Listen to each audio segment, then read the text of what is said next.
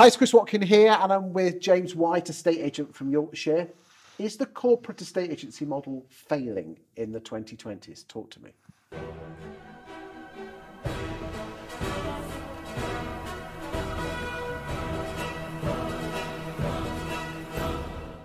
Oh, for sure it is. And you just have to look at what's going on at Countrywide. There are some notable successes. Connells Group seem to be very well organised, profitable, and a success. Yep. And LSL? LSL, not so much, not the powerhouse that they were a few years ago. They cut a third of their branches off, but yeah. I mean, let's be honest, they cut the deadwood out. Absolutely, but why did they become deadwood in the first place? Is it the rise of the independent? At the moment, we've got the rise of the independent realtor, private estate agents, EXP, as an example. The high street independent estate agent really has an awful lot to offer to their community. And I think the problem with the corporates is that they are not community. They're not community based. The people are not necessarily part of the community, and their businesses don't necessarily belong to the community. I mean, if you think about it, because we used to both work for the corporates 20, 25 years ago, the power of the corporate is the fact you were part of a chain and you could sell, but now the internet's almost got rid of that. Oh, of course it has, yeah. And we used to sit in front of people and say to prospective clients, if somebody walks into our Bournemouth office, they'll tell you all about the house in Lincoln.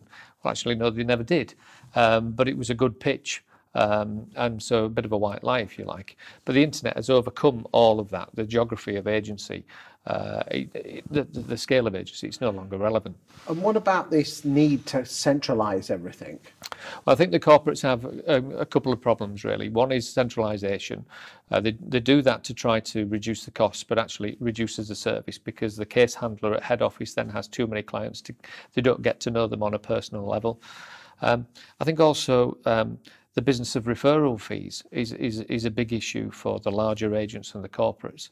They're having to look to all of these income streams to keep their head above water or to make profit, rather than making profit from estate agency.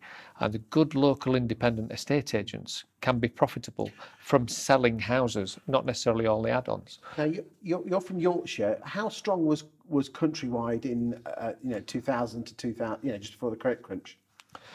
Not in our part of the world. Countrywide were never really a powerhouse in our part of the world. Because around the country, everyone feared them. Oh, they did. They feared them, and they were also brilliant at getting 2% fees, where the local independents were still on 1%.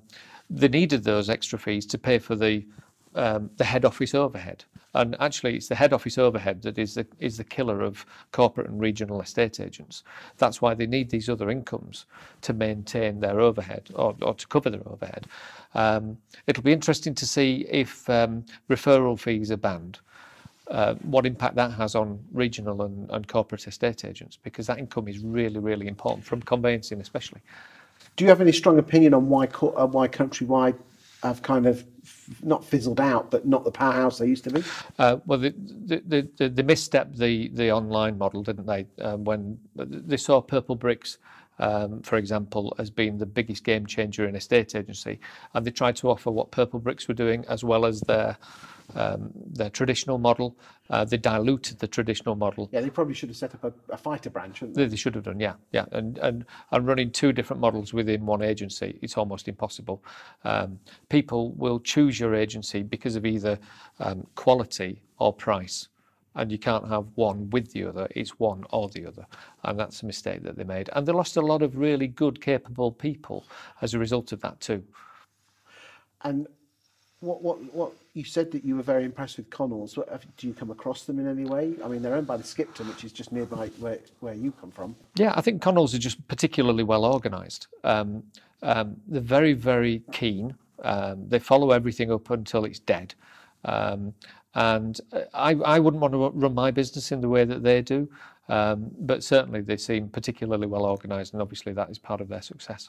And what do you think independent agents can do to capitalise on the fact that some corporates are beginning to falter? The talent. Don't be afraid to employ some of the talent that's come out of these corporate failures, because the training behind a lot of the individuals is first class. I suspect it's the motivation behind the individuals that is lacking. So don't be afraid to go to the trough for the talent, if you like. Anything else that you want to add before we go on this one? No, I think I'm done. Thank you for your time today, James. You're welcome.